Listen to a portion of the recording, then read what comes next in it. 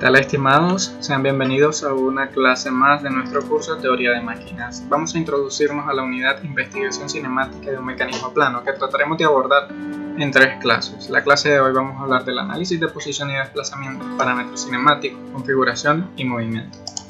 Antes que todo hay que entender qué es el desplazamiento. En un mecanismo hay 2 tipos de desplazamiento, un desplazamiento lineal y un desplazamiento angular.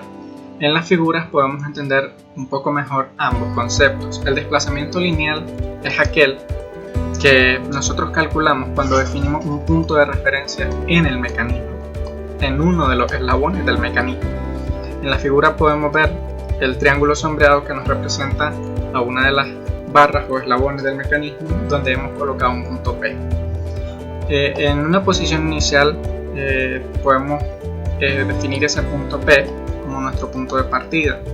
Luego, al accionar el mecanismo, esa barra se moverá y ese punto P estará en otro lugar del plano que se ve en la segunda figura. Entonces, la distancia entre esos 2 puntos, entre P y P', nos va a dar un valor que nosotros le vamos a llamar desplazamiento lineal. Pero esos puntos P también, si nosotros sacamos una recta de ambos puntos a un punto cualquiera del espacio, vamos a obtener un ángulo de referencia que nosotros hemos llamado ese ángulo P. Ese ángulo también va a variar con el movimiento de P, es decir, P inicial y P' van a generar 2 ángulos diferentes a ese mismo punto de referencia. A esa variación angular nosotros le llamamos desplazamiento angular. La investigación cinemática común es la ubicación de la posición de todos los eslabones de un mecanismo conforme los eslabones o el eslabón impulsor se desplaza. Como indicamos en una clase anterior, los grados de libertad de un mecanismo determinan el número de eslabones impulsores independientes. En la mayoría de los mecanismos comunes que tienen un grado de libertad, el análisis de desplazamiento consiste en determinar la posición de todos los eslabones mientras un eslabón se desplaza. La posición de todos los eslabones en un momento determinado se conoce como configuración del mecanismo. En otras palabras, le llamamos configuración del mecanismo a la posición de los eslabones en un momento determinado. Podemos ver en esta figura el análisis típico de la posición. Tenemos aquí un mecanismo de 4 eslabones. Sabemos que tenemos un eslabón que es fijo, que está representado en nuestra figura, y tenemos los 3 eslabones que son móviles, que tienen capacidad de moverse. Si nosotros analizamos sus grados de libertad, nos vamos a dar cuenta que tiene un grado de libertad, por lo tanto un solo movimiento, o sea un eslabón que se mueva, hará accionar todo el mecanismo. En este caso nuestro eslabón impulsor puede ser el 2, que al moverse 15 grados hará que se muevan los otros 2 brazos del mecanismo, los otros 2 barras del mecanismo. Entonces habrá una variación de posición. Al movimiento del eslabón 2, pues habrá un movimiento del eslabón 3, donde también habrá un desplazamiento angular, y también el eslabón 4 se moverá y habrá un desplazamiento angular. Entonces nosotros podríamos tratar de preguntarnos cuál será ese desplazamiento angular. Para ello tenemos una técnica que es el análisis gráfico. Este análisis gráfico pues consta de 6 pasos. Lo primero es verificar la movilidad del mecanismo para saber pues cuántos eslabones van a impulsar el mecanismo. Lo segundo es modificar la posición del eslabón impulsor según el movimiento deseado y con respecto a la bancada. El tercer paso es medir la distancia rígida del eslabón conectado al impulsor. Sabemos que pues esta distancia, o sea, el tamaño del eslabón no se va a desconfigurar. Por lo menos suponemos eso, no se desconfigura el tamaño del eslabón al moverse el mecanismo. También podemos dibujar como cuarto paso el arco de restricción del otro eslabón para ver en qué punto se puede mover, y con el punto de la nueva posición y la medida del eslabón a estudiar se dibuja otro arco. Ambos arcos tendrán un punto de intersección, que es el sexto paso. Ese punto de intersección nos ayuda a identificar la nueva posición del otro punto, la nueva configuración. Más que todo en eso consiste el método gráfico, y lo vamos a analizar con el siguiente ejemplo, que es la misma figura que ya habíamos visto. Entonces aquí tenemos pues que nuestro eslabón 2 se va a mover 15 grados. Por lo tanto, nuestro punto B, que era la posición inicial del eslabón 2, va a pasar a un punto B', que es la posición final de ese eslabón 2. Por lo tanto, se habrá movido el eslabón 3 se habrá movido hacia otro punto, y pues lo primero que hay que hacer es definir la trayectoria a la que le restringe el eslabón 4, es decir, el eslabón 3 se va a mover pero está restringido por el eslabón 4 porque está fijado a la bancada, por lo tanto él tendrá un espacio limitado de movimiento, ¿no? por su restricción. Entonces dibujamos la restricción o la trayectoria restringida del punto C, que está definida por el eslabón 4, y es simplemente calcular el radio o el tamaño de ese eslabón 4 y definir pues la circunferencia en la que él se estaría moviendo con respecto a la bancada. Ese radio pues nos va a definir esa circunferencia y ya tenemos el primer arco, que es donde está restringido el movimiento del eslabón. El siguiente paso pues sería medir la distancia o el tamaño del eslabón 3, que no se va a desconfigurar al movimiento, va a mantener esa diferencia. Entonces desde el punto B final vamos a volver a dibujar ese eslabón 3 con el mismo tamaño, y eso nos va a dar un radio. Ese radio con respecto al punto B final nos va a generar otro arco. Entonces ambos arcos dibujados nos van a generar una intersección. Esa intersección representa la localización precisa del punto C después del movimiento.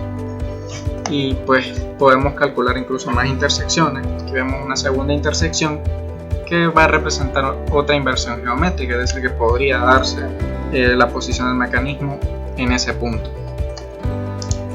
Vamos a valorar un ejemplo más específico para entender un poco el método gráfico. Aquí tenemos el diagrama cinemático del problema de ejemplo, que nos muestra un mecanismo impulsado por el movimiento del eslabón 2. Sabemos que pues ese eslabón está identificado con nuestro número en un círculo, entonces podemos localizar al eslabón 2 entre los puntos A y B. Reposicionamos gráficamente los eslabones del mecanismo conforme el eslabón 2 se desplaza 30 grados en sentido antihorario, es decir, hacia la izquierda, y vamos a determinar el desplazamiento angular resultante del eslabón 4 y el desplazamiento lineal del punto E. Es un desplazamiento lineal porque nos ubicamos en el punto E y nos damos cuenta que hay una unión de corredera, por lo tanto pues está limitado a un solo sentido el movimiento de ese punto E. Para verificar que el mecanismo se posiciona únicamente por un eslabón móvil, vamos a calcular su movilidad. Identificamos 6 eslabones, observamos que 3 de los eslabones están conectados en el punto C, y tenemos que tener en cuenta que en esta configuración se pueden considerar 2 uniones de perno, es decir, 2 pares diferentes. Aunque sea un solo punto de unión, hay 3 elementos que podemos considerar 2 uniones diferentes. Por consiguiente, se trata de 6 uniones de perno, y una unión de corredera conecta los eslabones 1 y 6. No hay uniones de engrane y de leva. Entonces podemos aplicar nuestra fórmula de grados de libertad para calcular la movilidad, entrando pues los datos que tenemos, los 6 eslabones identificados, las 6 uniones de perno más la de corredera que nos da 7 uniones. Metemos esos valores a la fórmula y nos da que los grados de libertad es 1, es decir, un solo movimiento de uno de los eslabones hará que se muevan los demás eslabones. Podemos ver en esta figura las trayectorias posibles, ¿verdad?, del punto C si dibujamos los arcos. Entonces, al moverse del punto B en sentido antihorario 30 grados hacia la izquierda, vamos a tener una nueva posición del punto B que vamos a llamar B'. Si calculamos la distancia del eslabón 3 que está entre los puntos B y C, pues podemos calcular un radio BC que nos va a generar un arco. También podemos dibujar el arco que está limitado en el eslabón 4 porque está fijo a la bancada, entonces él va a generarnos un arco de limitación. Igual medimos la distancia de ese eslabón 4, dibujamos el arco y vamos a ver un punto de intersección donde ahí estaría el posible punto C'. También podemos medir la distancia del radio CE, que es el tamaño del eslabón 5, que está entre los puntos C y E. Y también podemos definir un arco, ¿verdad?, de acción, pero ese arco está limitado al grado de movimiento que tiene el punto E, que sabemos que es una unión de corredera, entonces él solo se va a poder mover en línea recta. Entonces esa línea recta que se intersecta con el arco definido por el radio CE, pues nos va a generar el posible punto E. Nosotros hacemos los cálculos, ¿verdad?, teniendo el tamaño de cada uno de los eslabones. Podemos hacerlo manualmente, podemos hacer los dibujos en una hoja, o podemos utilizar un software. Utilizando un software bastante viejito, pues hemos sacado esta imagen. Se toma de referencia del libro de texto que nosotros tenemos, y hemos visto cómo se desconfigura, ¿verdad?, cómo se cambia el diagrama de nuestro mecanismo al moverse 30 grados antihorario el eslabón 2. Entonces hace que se mueva el eslabón 3, que cambie el punto C, que se mueva el eslabón 4 y que por lo tanto el punto E se mueva hacia atrás.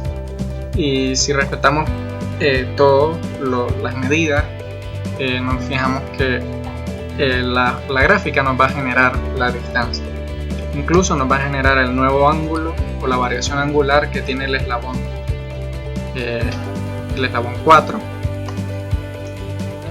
y la distancia que hay entre los puntos E y el punto E', que es donde se movió ese punto en la unión de corredera. También podemos usar el método analítico, que es un poco más complicado y no vamos a profundizarlo en este tema. El método analítico pues consiste en tratar de analizar la configuración del mecanismo e identificar figuras geométricas. En el caso del ejemplo de esta sujetadora, vemos que donde está el interés del cálculo se forma un triángulo. Entonces, analizando los datos que nos presenta el ejercicio, el tamaño de cada uno de los lados, el ángulo de referencia, nosotros podemos calcular los datos restantes de nuestro problema y todo lo que tengamos interés con fórmula de geometría. Tenemos teorema de Pitágoras, funciones trigonométricas básicas, ley de los cosenos, etc. Aplicar este tipo de fórmulas matemáticas a nuestros mecanismos es lo que nosotros llamamos método analítico, y el cual se puede volver más complejo cuando analizamos al mecanismo en movimiento, donde nosotros estaremos utilizando el análisis numérico. Pero pues esas son cosas que no vamos a entrar en este tema, que requieren un curso más profundo. Tenemos posiciones límites dentro de un mecanismo, que es aquella configuración del mecanismo que ubica a uno de sus elementos en una posición extrema. Y algo que se llama ángulo de desequilibrio es aquel que mide las dos posiciones límites en la configuración del acoplado. Es importante manejar estos conceptos porque ellos son los que nos van a llevar a nuestro siguiente tema, que es el diseño del mecanismo. Y para diseñar un mecanismo pues hay que ponerle mucho interés a las posiciones límites. De ahí podemos pues definir, ¿verdad?, qué tamaños tienen que tener cada uno de nuestros eslabones, y así podemos diseñar un mecanismo para alguna función específica que nosotros queramos. Muchas gracias por su atención en esta clase.